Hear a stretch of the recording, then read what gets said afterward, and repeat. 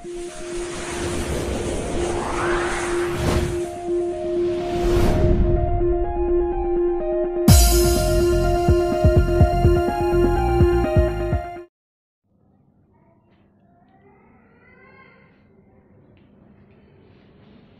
Morning बच्चों। आज का टॉपिक रहेगा how can find the value of zeros of a polynomial equation. ठीक है, जैसा कि हम लोग पॉलिनोमियल इक्वेशन के बारे में जानते हैं, इक्वेशन मोनोमियल और पॉलिनोमियल। मोनोमियल माने मीन्स एक पदी, पॉलिनोमियल माने बहुपदी। बहुपदीय समीकरण में द्विपद और त्रिपद और वेरियस टाइप ऑफ टर्म्स भी आ सकते हैं। तो अब आज हम देखेंगे जीरोज के बारे में कि जीरोज की वैल्यू कैसे निकाले। जीरोज मीन्स होता है मूलों का मान। मूलों का मान से तात्पर्य है, यानी जैसे सपोज करें कहीं दिया हो equation x² - 4 = 0, it means x² = 4 और x = ±2, यानी x का वैल्यू, दो वैल्यू जो निकला प्लस माइनस में, एक +2 और सेकेंड -2, तो these are called zeros of the given polynomial. तो इसे हम गिवन पॉलिनोमियल का, यानी दिए गए बहुपद का मूल मान या जीरोज कहते हैं। ठीक है ना, यानी समीकरण हल करने के बाद जो वैल्यू निकलता है उस x या y का according to the given equation relation is called zeros of polynomial. ठीक है, तो ये इसे हम जीरोज कहते हैं। इन जीरोज का मान हम कैसे निकालें ये हम आज देखेंगे। आज के इस वीडियो में सपोज करें कि हमारे पास पॉलिनोमियल इक्वेशन का बाइनोमियल इक्वेशन सपोज करें ये है ax² + bx + c = 0। ये हमारा पॉलिनोमियल इक्वेशन है। तो ये x में x का पावर कितने हैं, द्विघात हैं, यानी 2 है। तो यदि ये द्विघात समीकरण है तो इट मीन्स कि इस समीकरण को सॉल्व करने पर जो मूल मिलेगा, यानी मान मिलेगा, वो मान कितने होगा, 2 होंगे। तो ये मान यदि 2 होंगे तो हम मान लें let the zeros of given equation are alpha and beta. ये हमने मान लिया, let the zeros of given equation are alpha and beta. तो ये यदि अल्फा एंड बीटा है, it means x = alpha and x = beta, ये होगा। तो ये यदि होगा तो ये इंप्लाई दैट ये क्या हो जाएगा, x - अल्फा = 0, और यहां हो जाएगा x - बीटा = 0। ठीक है, यहां से इन दोनों टर्म्स को यदि हम मल्टीप्लाई कर दें तो ये इक्वल टू हो जाएगा ax² + bx + c = 0। तो इक्वल टू में हो जाएगा ये x - अल्फा × x - बीटा, ये हो जाएगा। ठीक है, और ये यदि हम, यानी दोनों टर्म्स को हम यदि मल्टीप्लाई कर दें तो यही मिलना चाहिए। ठीक है ना, क्योंकि सब ये जैसे होता है, ये समझने की बहुत सिंपल सी बात है। जैसा कि जो अलजेब्रिक प्रोडक्ट समझता है, आता है जिसको, तो वो करता है ना x -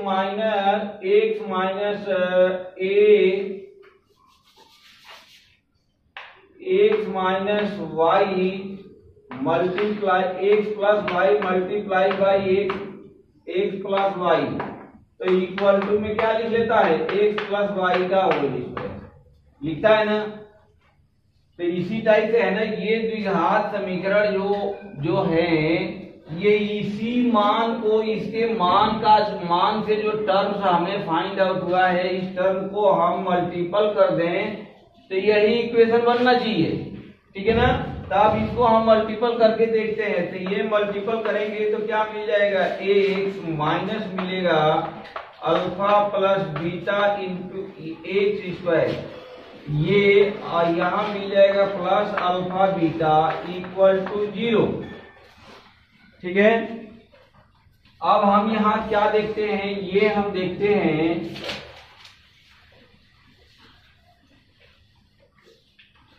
हम यहाँ हमें मिला, क्या मिल गया, ये भी मिल गया, एक्स में द्विघात मिल गया, ये भी एक्स में द्विघात था। ये इक्वेशन और ये इक्वेशन अकॉर्डिंग टू आवर क्या थिंकिंग या our activity, both equation is the same, दोनों क्या है, सेम है, सेम है नहीं, होना भी चाहिए। तो यदि ऐसा है,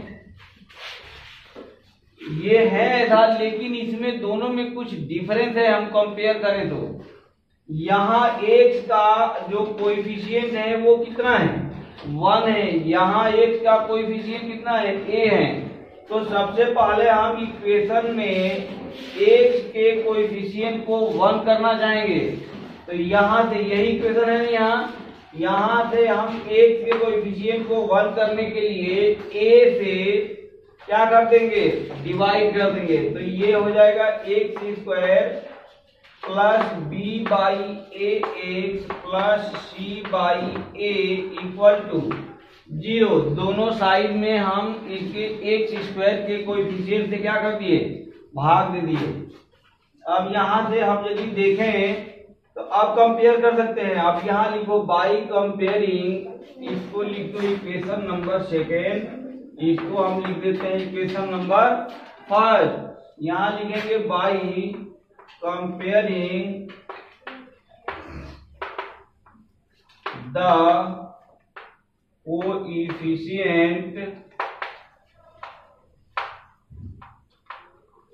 coefficient of x square x and constant terms, ठीक है। तो ये यदि हम यहाँ से कंपेयर कर रहे हैं तो एक्स स्क्वायर का कोएफिशिएंट क्या है, 1 है। तो इसका ये तो कहानी खत्म हो गई। अब हम चले तो एक यहाँ देख रहे हैं तो एक्स का कोएफिशिएंट क्या है, माइनस में इतना है, यहाँ एक्स का कोएफिशिएंट क्या है, प्लस बी बाई ए है, यानी हमको मिल गया, क्या मिल गया,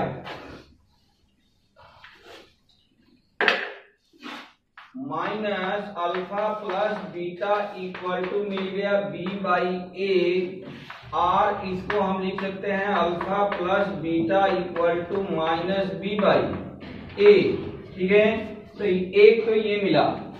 नाउ सेकेंड मिल गया कांस्टेंट टर्म, यहाँ क्या है, अल्फा प्लस बीटा, और कांस्टेंट टर्म यहाँ क्या है, सी बाई ए, दोनों पॉजिटिव हैं। तो यहाँ लिख देंगे alpha into beta equal to C by ए, ठीक है।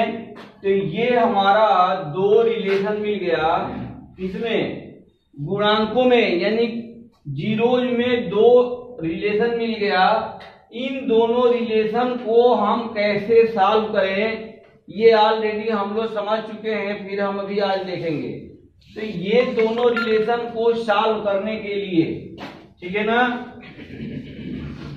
इजली मेथड से by using A formula, simple formula, जो कि हम लोग ऑलरेडी जानते हैं। क्या जानते हैं कि यदि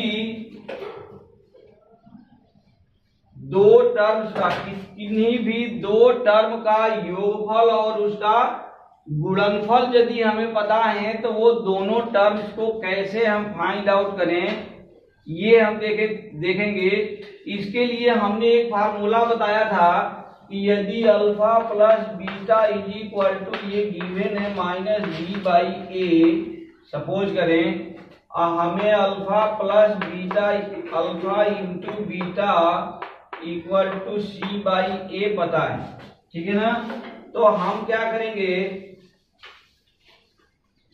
ये फार्मूला हम यूज करेंगे यहां से। ये मान लो equation number first, equation number second. तो यहां से हम निकालने का कोशिश करेंगे alpha minus beta. Alpha minus beta यदि मिल जाए तो फिर by taking equation number first and second we can solve these equation by using substitution method, elimination method और क्रॉस मल्टीप्लिकेशन मेथड। किसी भी मेथड से हम इसका वैल्यू निकाल सकते हैं। तो अल्फा माइनस बीटा के लिए हमने बताया था फार्मूला कि इन ब्रैकेट रूट में ले लेंगे अल्फा प्लस बीटा का whole square minus 4 alpha beta, ठीक है ना। तो ये वैल्यू हम यहाँ से फाइंड आउट कर लेंगे और ये वैल्यू यदि हमें फाइंड आउट हो के मिल गया तो हम इसकी वैल्यू आसानी से कैलकुलेट कर सकते हैं। वो करने के लिए हम एक एग्जांपल इस टाइप का लेके अभी देख लेते हैं। सपोज करें x plus Y alpha plus beta ही ले लो।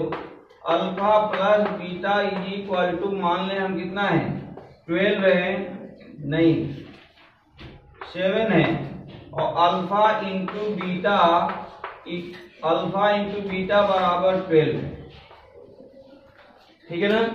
ये यदि हमारे पास दो इक्वेशन है तो हम क्या करेंगे, यहाँ से अल्फा माइनस बीटा निकालेंगे ना। तो alpha minus beta equal to क्या होगा, अल्फा प्लस बीटा का whole square minus 4 alpha beta. ये वैल्यू यदि हम पुटअप करके निकालना चाहें तो ये अल्फा प्लस बीटा का स्क्वायर यानी 7 का स्क्वायर 49 माइनस 4 अल्फा बीटा। ये माइनस में क्यों जा रहा है,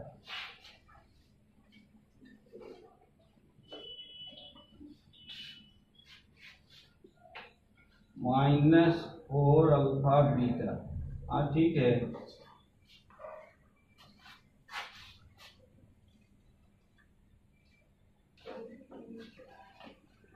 तो ये यहां से हम यदि यहाँ रख दें तो ये हो गया 4 इंटू 12, तो ये हो गया हमारा 48 और 49 माइनस 48 ये आ गया 1 का रूट निकालेंगे तो कितना आएगा, 1 ही आएगा। तो हमारे पास देखिए एक थर्ड, ये यदि हम इक्वेशन नंबर फर्स्ट मान लिए हैं, ये सेकंड मान लिए हैं, तो ये थर्ड इक्वेशन इक्वल टू हमें मिल गया 1। इसकी वैल्यू हमें क्या मिल गया, 1 मिल गया। इसको हम दे देंगे इक्वेशन नंबर थर्ड। अब by using equation first, bye taking equation first and second, हम यहाँ से दोनों को यदि ऐड कर दें तो बीटा बीटा कैंसिल हो गया, 2 अल्फा इज इक्वल टू 8, यानी अल्फा इज इक्वल टू कितना आ गया, 4 आ गया। Putting the value of alpha in the equation number first we can find the value of beta equal to 3। तो इस तरह से हम अल्फा और बीटा की वैल्यू क्या कर लिए, फाइंड आउट कर लिए, ठीक है ना। तो ये यदि हमारा पॉलिनोमियल द्विघात में है तो ये यूज करेंगे, अदरवाइज ये यदि त्रिघाती है यानी थर्ड पावर है, x में 3 घात है, तो देखते हैं उसमें क्या करते हैं। तो उसमें ये यदि हमारा इक्वेशन है x में 3 घाती यानी ax square plus ax cube plus bx square plus cx plus d equal to 0। यदि इस टाइप का इक्वेशन है तो इट मीन्स कि इसके जीरोज जो होंगे, जीरोज वो 3 होंगे, क्या होंगे, जीरोज, इसके जीरोज 3 होंगे और ये 3 जीरोज हमारे हो जाएंगे अल्फा सेकेंड को हम मान लिए बीटा और थर्ड को हम मान लिए गामा। तो ये यदि तीन घातीय समीकरण हैं तो इसके तीन जीरोज होंगे, अल्फा, बीटा और गामा। और ये जैसा कि हम अभी द्विघात वाले में देखे रिलेशन बिटवीन जीरोज, वैसे इसके जो रिलेशन बिटवीन जीरोज आएंगे वो रिलेशन बिटवीन जीरोज हमारे होंगे, वो तीन रिलेशन होंगे। तो ये रिलेशन आएंगे, number first alpha plus beta plus gamma equal to minus B by a, alpha beta plus beta gamma plus gamma alpha equal to आएगा minus plus c by a, और alpha beta gamma equal to आएगा minus d by ए। ठीक है, तो ये हमारे zeros का relation आएगा। Taking these relation between zeros, हम इसको क्या कर सकते हैं, सॉल्व कर सकते हैं। और सॉल्व करके इन तीनों समीकरण को सॉल्व करके अल्फा, बीटा और गामा की वैल्यू निकाला जा सकता है। ठीक है ना। तो ये हमारा क्या रहा, ये बाइनोमियल इक्वेशन रहा। इसके साथ ही according to the syllabus of your board एक टाइप का इक्वेशन रहता है, क्वेश्चन रहेगा कि किसी भी बाइनोमियल इक्वेशन या पॉलिनोमियल इक्वेशन के दो जीरोज के मान, sum of two zeros and product of given two zeros का वैल्यू दिया रहेगा। क्वेश्चन में कहेगा जो फाइंड द इक्वेशन ना, जो कि ये जीरोज रखता है। यानी कहने का मतलब ये है कि कहीं दे रखा हो कि क्वेश्चन में कि if the sum of two zeros is 7 and product of zeros is 12. Find the equation of polynomial.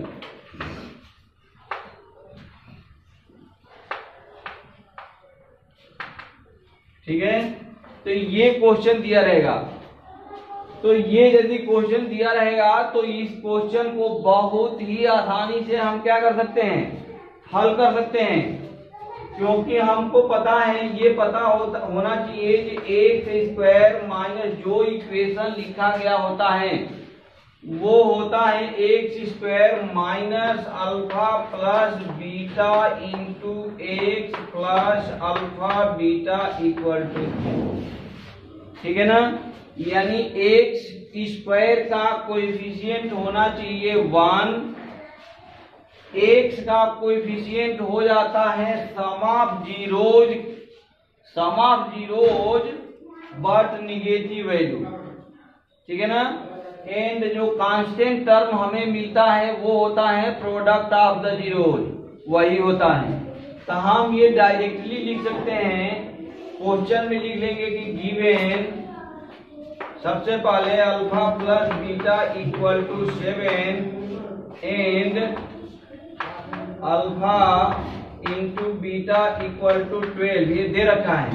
Putting these value of these sum and product, these value of sum and product in equation number first, we can find the final equation of given polynomial. तो यहाँ से हम लिख सकते हैं x square minus 7x plus 12 equal to 0। ये हमारा क्या होगा, आंसर होगा। हम डायरेक्टली इस समीकरण को लिख सकते हैं, ठीक है ना। तो ये हमारा क्या हो गया, क्लियर हो गया। इस सिमिलरली इसी के तहत ऐसा ही यदि हम 3 वाला लिखे थे यानी थर्ड पावर का पॉलिनोमियल लिखे थे, उस इक्वेशन को हमें लिखना हो तो क्या मिलेगा, वो ये मिल जाएगा। ये ध्यान रखना, जब वो समीकरण मिलेगा x cube minus alpha plus beta plus gamma into x square plus alpha beta plus beta gamma plus gamma alpha into x minus alpha beta gamma equal to 0। तो वो इस फॉर्म में इक्वेशन लिखेंगे, ठीक है ना। तो यहां से यानी तीनों जीरोज का यदि सम दे रखा हो, दो जीरोज के प्रोडक्ट का सम दे रखा हो और तीनों जीरोज का प्रोडक्ट दे रखा हो, तो हम समीकरण को इक्वेशन को ऐसे लिख सकते हैं, ठीक है ना। तो इस तरह से पॉलिनोमियल इक्वेशन का अकॉर्डिंग टू योर सिलेबस हमारे देखने से कोई टॉपिक नहीं बचा है। यदि बचा होगा तो कृपया कमेंट बॉक्स में उस टॉपिक को लिखकर एक्सप्लेन करें, ताकि उस टॉपिक को नेक्स्ट वीडियो में कवर किया जा सके। और आज का वीडियो यहीं समाप्त करते हैं। Thank you very much. जय हिंद, जय भारत। साथ ही इस वीडियो को यदि पढ़ने में यानी अध्ययन अध्यापन में ये सुविधा प्रोवाइड कर रहा हो तो कृपया इसे लाइक, सब्सक्राइब और शेयर करना अवश्य न भूलें। Again thank you very much. जय हिंद, जय भारत।